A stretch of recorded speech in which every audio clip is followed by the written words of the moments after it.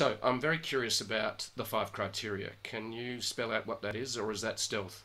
No, no. That is not stealth. I wrote about it. They kind of bastardized. I wrote about it on Entrepreneur a few years back Yep. now, and I'm happy to send you kind of the more lengthy article for you to if you're Yep, interested. that'd be great. Yep. Yeah. So in essence, these five criteria again came from analyzing 1,000 brands and their sell-through data in our marketplace, in the previous company that I had. And then what I did is I came out the mountain like being like, I think I have these five things. Well, this is my hypothesis. Let me apply them. So I started applying them to our brands and companies we were working with and companies we were starting. And it has become by far the biggest predictor of success. It Mm. does not encapsulate like lightning in a bottle. You know, if you're a category definer or Oh things yeah. like that, this is Yep. blocking and tackling e-commerce, subscription commerce. So the five are as follows. First and foremost, and these are not rocket science, Jeff. Yep. So you know, I'm not going to blow your socks off on them, but I'll tell you why No, they're no, no. important. That's right. First one is passionate audience, passionate interest group. And a passionate audience is not general. It is not sports fans, right? It is yoga, basketball. It's really clear. And the way that I describe it to people is if you were traveling, and back in the days when we did those sorts of things, and you were at an airport bar, and Hmm. you sat down, and you and I didn't know each other, and we sat down and we started talking about X marketing, right? Or whatever it is might be in there. It might be yoga. It might be basketball. It might be Aussie rules football. Whatever. We don't perfect strangers. We don't know each other. We can geek out together for hours. Hmm. That is what we define as a passionate audience, right? Hmm. Because when you have that, you can clearly define them. You start to know who you can target in a direct response manner. It's almost like your tribe.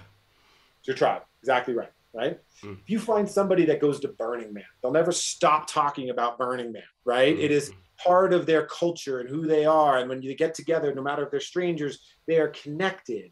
Right. Mm. It's the sinews. Yep. And we'll talk about why that's important in a second. The second one, so passionate audience, the second one is scalable interest group. It needs to be a big audience. If it's too small or too niche, then you're going to have a really difficult time targeting those folks and creating a big business. It's not that there's not a business there. It's just hard to acquire customers in a small market and have it back out. Yep. So the second one being a scalable interest group, what we talk about on Facebook, specifically when you're doing audience kind of research, is 10 million or greater, ideally 20 million or greater. Okay. Yep. The third one is a unique selling proposition, unique value proposition.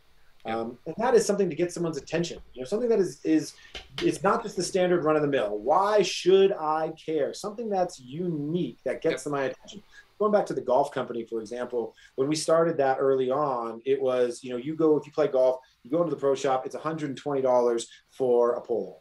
We were like, there's a better way to do it. Supply chain. If we cut out the middleman, buy overstock, but we take the merchandise and we kind of resort it, we can pass the savings on to the customer. Let's put 3 items in a box, a full outfit for $45, give you $100 worth of value, right? And that was a unique selling proposition.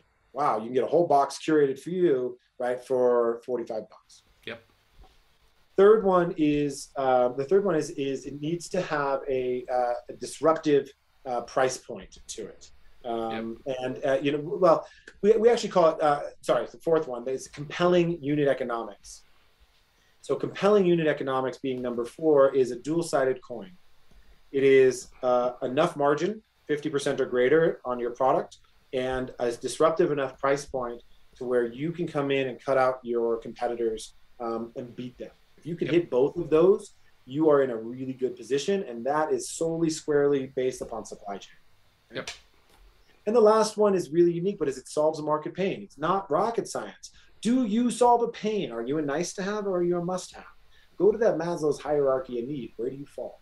When a pandemic hits, are you a nice to have or are you a must have? Are you a food subscription, toilet paper company? Or are you a nice to have, kind of like luxury apparel brand? Where you fall on that pain point structure, what pain do you solve, really determines how well you can weather the economic seasons that invariably happen. Mm. So 1 is passionate audience, 2 is scalable audience, 3 is a unique value proposition, 4 is compelling unit economics, and the 5th one is solve some sort of market pain. Yep. Where most entrepreneurs fall down is they fall in love with their product and they convince themselves that one of these is okay to not have, or it kind of hits and that's okay. It's a binary. It's either yes, it's either an F yes, that it hits it, or it's a no. If it's a kind of, if it's sort of, or it's I don't know, it's a no.